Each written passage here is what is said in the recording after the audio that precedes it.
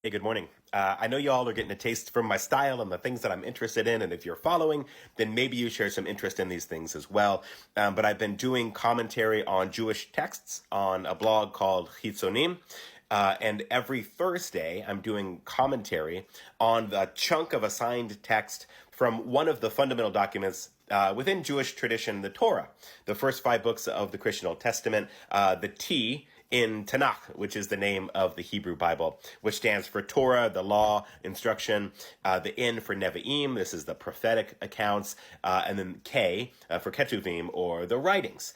And so Tanakh, T in K, that's the Hebrew Bible. The T, the Torah, the law of Moses, the Pentateuch, the first five books of the Bible. These are chunked out into little portions, and you get a little portion to read every week. And if you follow that schedule, then every year you will have read the Torah. So that's been around in Jewish practice for a long time. We're in a brand new book of Torah starting this week. In the Parsha, or the portion that's assigned this week, is called Devarim. It's the first reading from the book of Deuteronomy. Deuteronomy gets its name as like a second giving of the law. Now that's really super relevant because, in fact, this isn't merely a second giving of the law, but this is changing the law. Deuteronomy actually confronts history and is written from the perspective of Moses, but this is a pseudepigraphic text. Pseudepigraphic meaning that it's attributed to Moses, but of course Moses didn't write this. There were scribes who wrote this text. This is a human-authored document. In fact, it's a collection of several human-authored source documents that are edited together over a period of a few hundred years. The story of how Deuteronomy comes to be is what I wrote about today on my blog, Chitzonim, which you can find where links are found. Let me give you just like the 60-second version of what happens. So there is a code of laws. That's all it is in the beginning. Just a quote-unquote scroll of Torah, a book of the law. This is quote unquote discovered. I'm doing a lot of air quotes today. This is discovered during the reign of a king named Josiah. Now, Josiah is engaged in a big project of political reform. What King Josiah is seeking to do is to consolidate and centralize power in Jerusalem.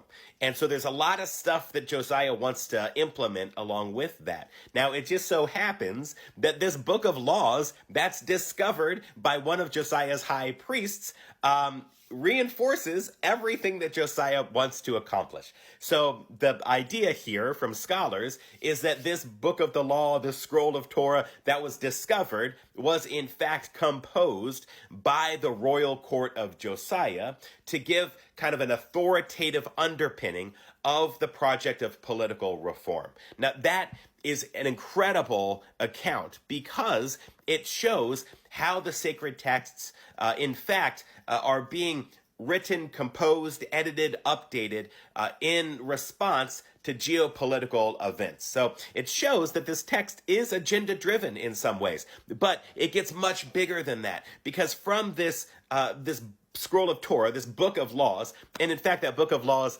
matches, like the Code of Hammurabi is like a similar format of book of laws. There are Neo-Assyrian, this is an empire, there are Neo-Assyrian treaties that are signed. When the Neo-Assyrian empire beats you, then you've got to sign an oath to pledge your loyalty to the ruler, the Neo-Assyrian ruler. So what it seems to be the case in this book of laws is that it's patterned after one of those contracts, but it replaces, rather than the Assyrian ruler, it puts in the God of Israel.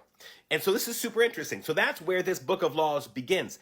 But then a couple of hundred years later, Jewish people, the ancient Israelites, are in exile, the Babylonian exile. Now, this book of laws undergoes another major redaction, and it gets a narrative framework placed around it. And then as the exilic period is drawing to a close, and the Persians defeat the Babylonians, and the ancient Israelites are permitted to return to Judea, then there's another major period of redaction. And at this point, Deuteronomy and the history that it's been integrated with is now incorporated into the broader work of Torah that the priestly editors are working to develop.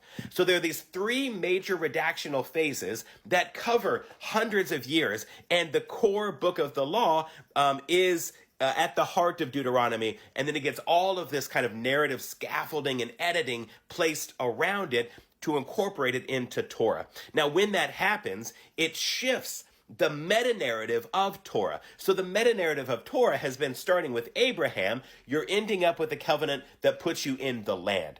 But Deuteronomy doesn't end with you in the land. So when it gets pulled into Torah, that no longer is the outcome. You no longer have Abraham in Genesis all the way up through entering into the promised land. There's a whole nother history that now has to be accounted for when you integrate Deuteronomy.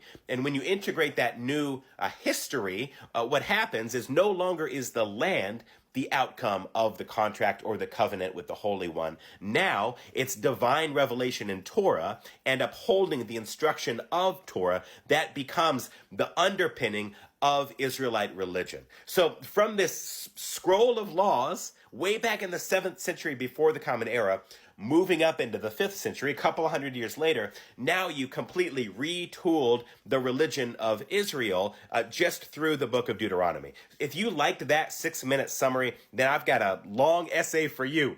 So you can find that where links are found. This is what I wrote about today. It's, I think, very exciting because this allows us through a scholarly lens, right, to think about how these sacred texts were composed and edited in response to geopolitical events and as a reaction to the changing sort of theology over time. So that's Deuteronomy, that's Devarim, that's Chitzonim.